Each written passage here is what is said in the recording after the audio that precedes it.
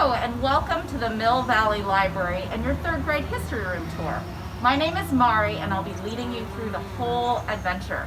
We're so excited for you to join us, and we're sad that you can't be in the library in person, but hopefully soon you will be.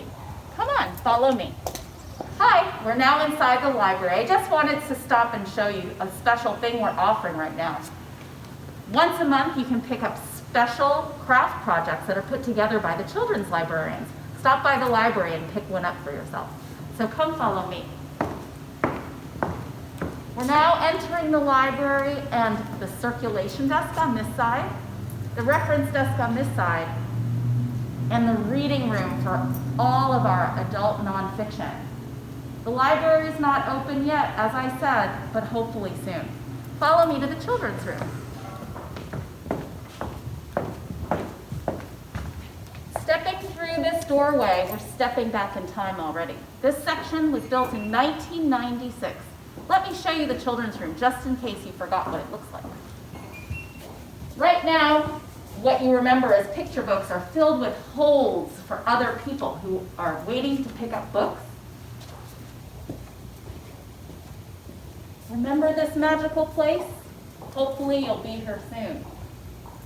Our wonderful librarian, Lauren, is in the back. Maybe she can come and say hi. All right, let's head down to the history room.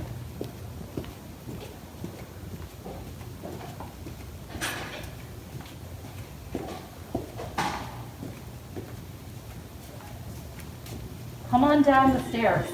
Many of you haven't been downstairs in the library yet.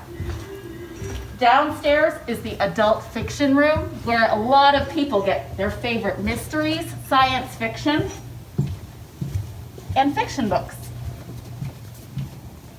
But this special hallway leads to the history room.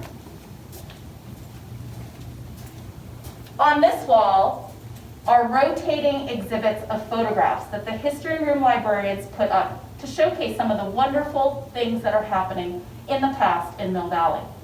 Like many of the photographs and artifacts you'll see in the history room, each photograph has information that will tell you all about what that photograph is showing. And on this wall is one of my favorite things in the history room hallway. This is a timeline that shows what was happening in Mill Valley over decades, from 1911 to 2011. And guess what? This year will be the 110th anniversary of the Mill Valley Library. What I find most fascinating is that you can find information about what your grandparents or your parents or you might have been doing during a certain time period. Like in 1918, this little piece of information here says, a worldwide influenza outbreak killed millions. 84 cases were reported in town with 2 deaths. That was 1918. Think about where we are now with our coronavirus pandemic. And then again, in 1977, there's information about a drought that happened in Mill Valley. And here's a photograph of parched earth. So lots of things have happened in the past that are happening again. There's a saying that sometimes history repeats itself. And you can see that in some of the information you'll see on this amazing timeline. Behind me used to be a rotating exhibit of things that artists would put up. Right now is a beautiful painting exhibit that perhaps will be here when the library reopens, and perhaps not. It may be a new artist that is presenting work. Come on in. And welcome to the Lucretia Hanson Little History Room of the Mill Valley Public Library. Not all libraries have a room completely dedicated to its town's history. That just shows you how important and wonderful our history is to our town. One thing that students and people have noticed coming into this room is that it's a little bit different than upstairs in the children's room or the other parts of the library. You'll first notice that there aren't as many books here. Look around at the photographs and paintings on the walls. Most of these photographs and paintings depict our mountain, Mount Tamalpais, which was a great draw to tourists many, many years ago and still allows a lot of people to visit today. Next stop is my favorite, one of my favorites. It's the Dipsy cabinet. Did you know that the Dipsy race is the second oldest race in the United States after the Boston Marathon? It is the oldest trail race in the United States. So it's something about which Mill Valley can be very, very proud. Inside this cabinet are lots of incredible artifacts, and I always take time to look carefully at them. There's a picture in the back that I want you to just notice quickly because I'm going to be talking about it in our tour later. Many of the artifacts in this cabinet were donated by Russ Kiernan, who was a 3-time Dipsy runner and winner. He first won when he was 64 years old and won again 4 years later and then again 3 years later. It's amazing to watch people at the age of 6 and then up until their 80s and 90s still running this race. Now this is extraordinary. This Olympic Club trophy was found at a yard sale in the South Bay many years ago.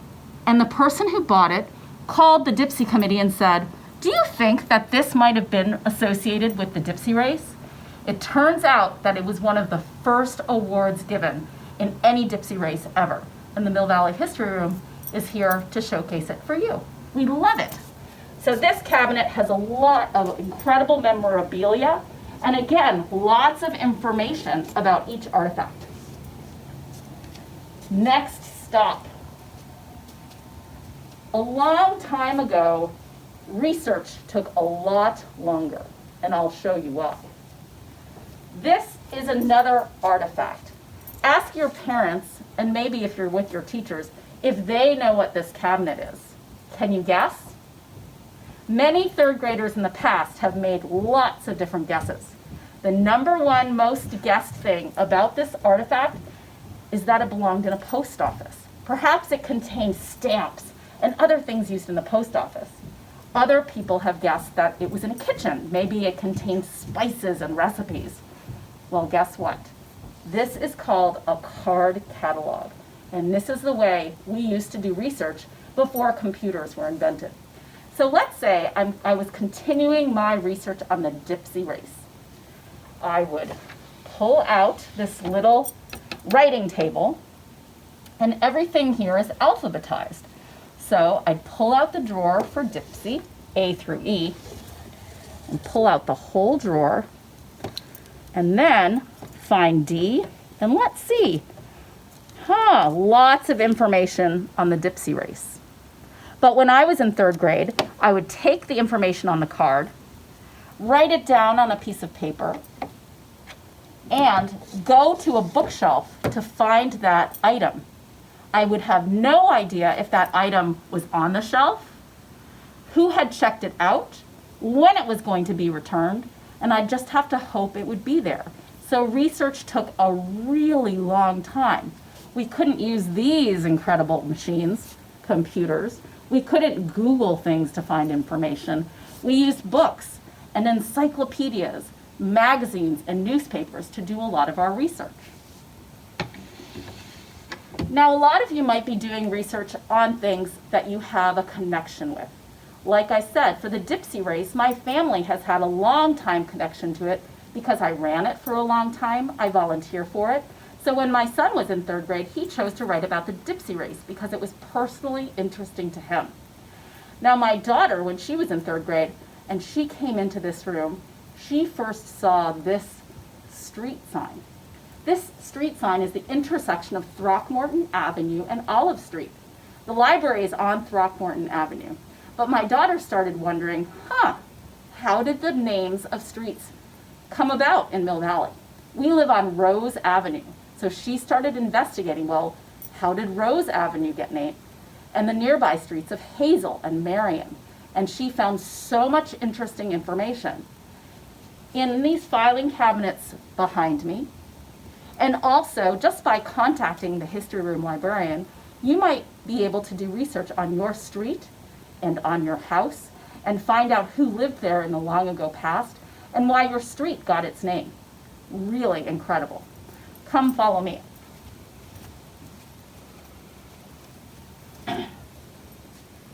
Many of you will be doing a project about the Mill Valley history that you know and the Mill Valley history that you want to know about. Some of you will be doing a lot of research online, but some of you may be asking the librarians in the history room to help you with your project. This is where these boxes will come in handy. I'm going to tell you a little bit about the room. This room was named after Lucretia Hanson Little. Lucretia Hanson Little was the daughter of a woman who worked at the Mill Valley Record, a newspaper that existed in Mill Valley a long time ago and was based in City Hall. Lucretia's mom had tons of photographs of Mill Valley and didn't know what to do with them, so they donated them to the Mill Valley Library, and the library decided that they needed to open a history room in their honor. So in the early 1970s, this room came to be. Now, let's talk a little bit about all of these interesting things that you see behind me. So, between 1896 and 1929, there was a railroad in Mill Valley. Can you guess where that railroad might have run? Well, guess what? You can actually visit a lot of it.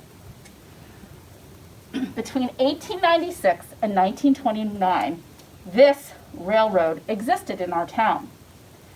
People would take a ferry from San Francisco to Sausalito.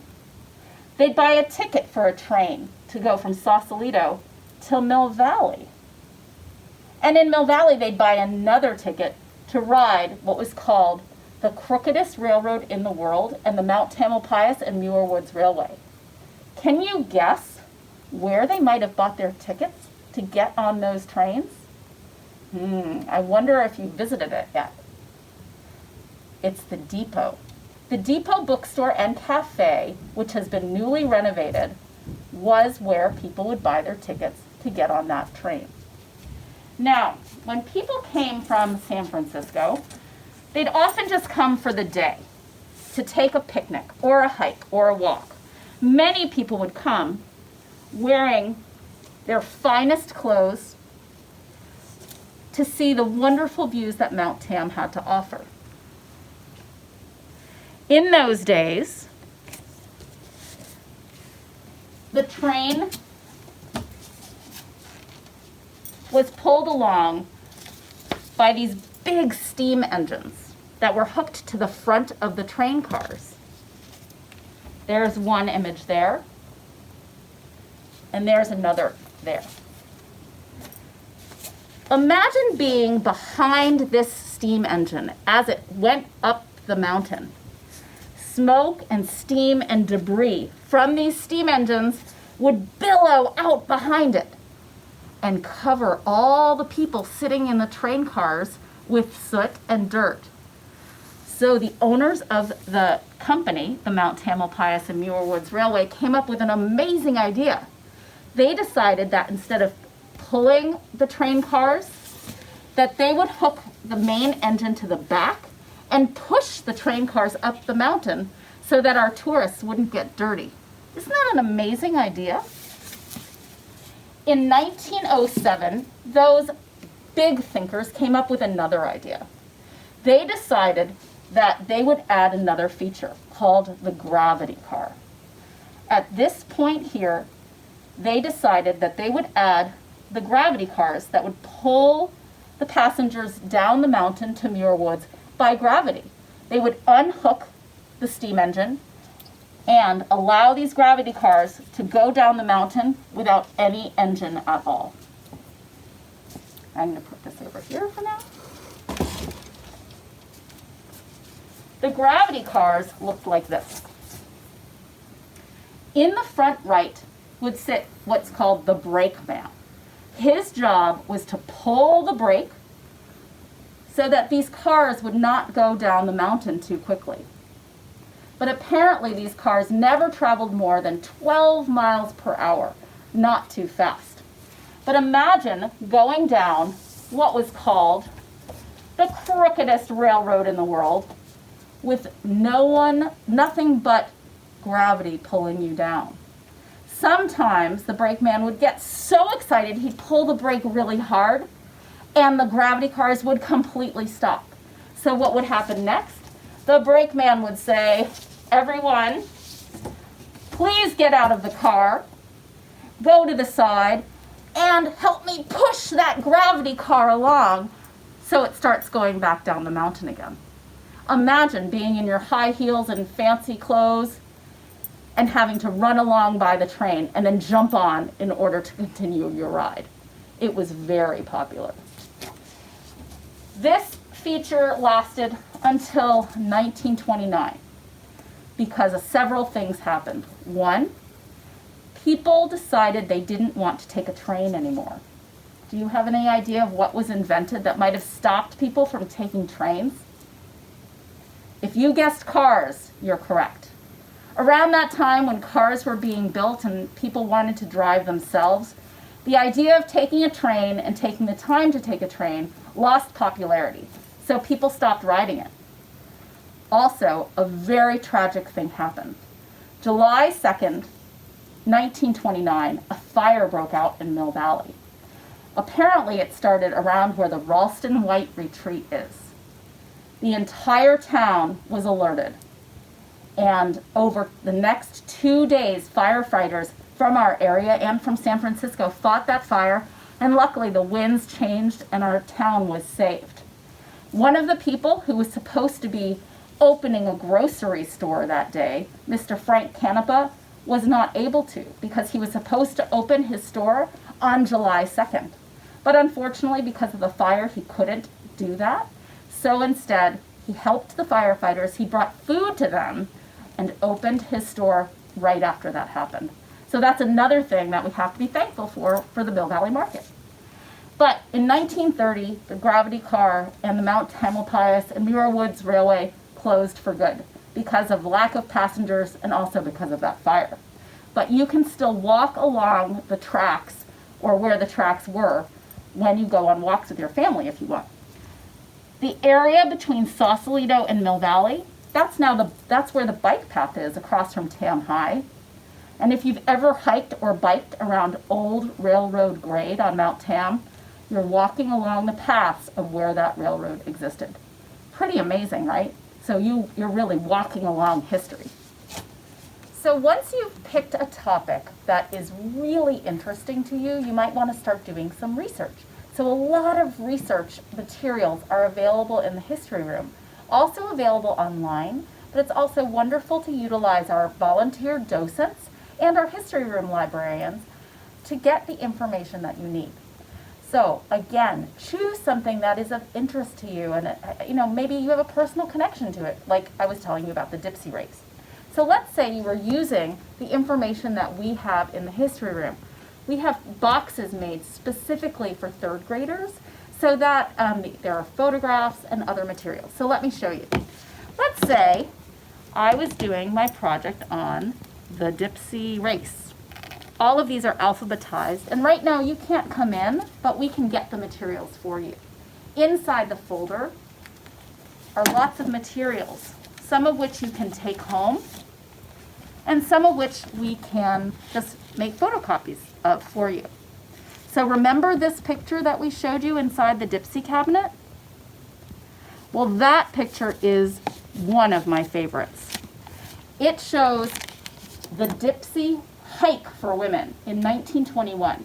Because believe it or not, the Dipsy race was not open to runners that were men and women at the same time. Because women were determined to be too weak to run. So they were told to hike. When I saw this photograph, I started wondering about all of these people. Now, if you were going on a run, what would you wear to run? Would you wear running shorts, maybe a t-shirt, and really good running shoes? Well, that's what I've always worn. I started looking very closely at these pictures, and I realized that some of these women were running in skirts, very, very heavy clothing made out of wool, and they were also wearing high-heeled shoes. A lot of them were wearing leather boots. So I thought that there is no way these women could have been hiking or running very fast. And so I started doing a lot of research. It turns out that most of the winners of these races ran these races. They were not hiking. They did this in high-heeled boots and heavy clothes, and they ran faster than I've ever been able to complete the race in my life. The race goes from downtown Mill Valley over Mount Tam and to Stinson Beach. That's 7.5 miles. This race is usually run every year in June, but because of the coronavirus pandemic, the race was canceled last year, and for 2021, the race has been postponed to November. So for the first time since 1939, the race will be run in November. There's also a double Dipsy race and a quad Dipsy race. Imagine going over. So once you've picked a topic that is really interesting to you, you might want to start doing some research. So a lot of research materials are available in the history room, also available online, but it's also wonderful to utilize our volunteer docents and our history room librarians to get the information that you need. So again, choose something that is of interest to you, and maybe you have a personal connection to it, like I was telling you about the Dipsy race. So let's say you were using the information that we have in the history room. We have boxes made specifically for third graders so that there are photographs and other materials. So let me show you. Let's say I was doing my project on the Dipsy race. All of these are alphabetized, and right now you can't come in, but we can get the materials for you. Inside the folder are lots of materials, some of which you can take home, and some of which we can just make photocopies of for you. So remember this picture that we showed you inside the Dipsy cabinet? Well, that picture is one of my favorites. It shows the Dipsy hike for women in 1921.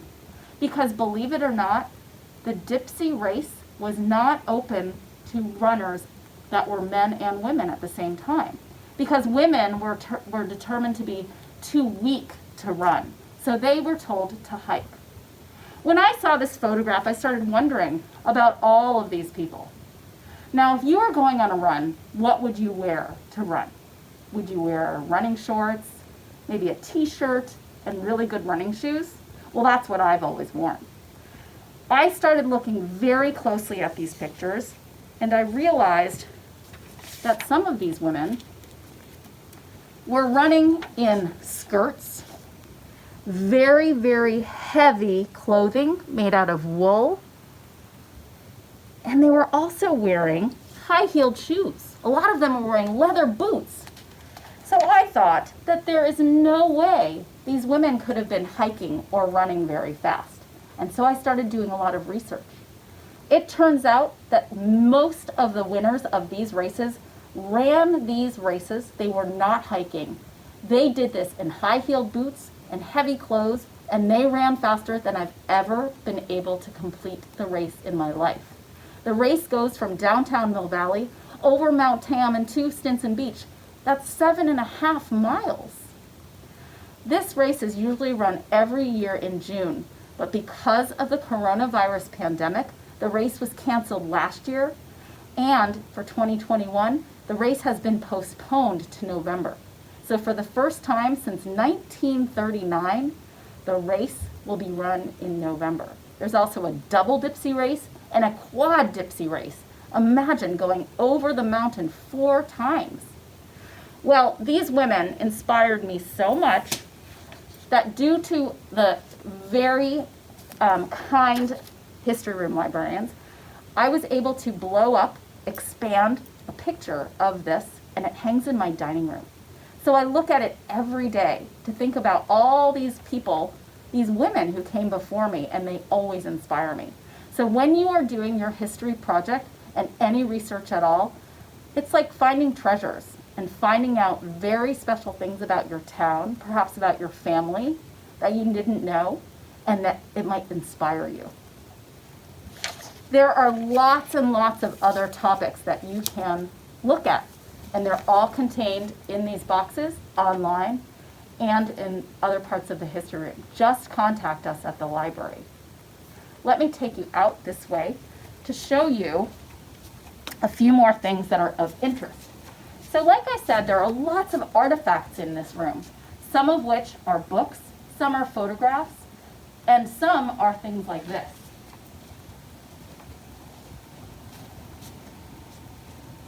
So a lot of our artifacts have been donated by people who think that young people and just people who come into the history room might be interested in. For example, this lantern here was the railroad lantern that was taken off the last mountain railway train to come down Mount Tamalpais in 1929. Pretty amazing. And then, if you come this way, I love looking at these. If you notice, they say MVFD on them. What do you think that might stand for? If you guessed Mill Valley Fire Department, you're right. These are backpack pump tapes, and they were used by the Mill Valley Fire Department in the 1930s. So I guess that these may have been used to fight the fire in 1929. I've never touched them because a lot of the artifacts in this room you have to use special gloves for. These to me look very, very heavy and not very big. So imagine having to refill them with water, probably from a water truck, running up the mountain, using up all that water, and running back down to fill it up again. And that helped save our town. Pretty amazing. So lots of artifacts like that exist in the Mill Valley Library History Room, but please call us here. We're always willing to answer your questions, and we hope that you find something that is really interesting to you, and we cannot wait to welcome you back to the Mill Valley Library. Bye!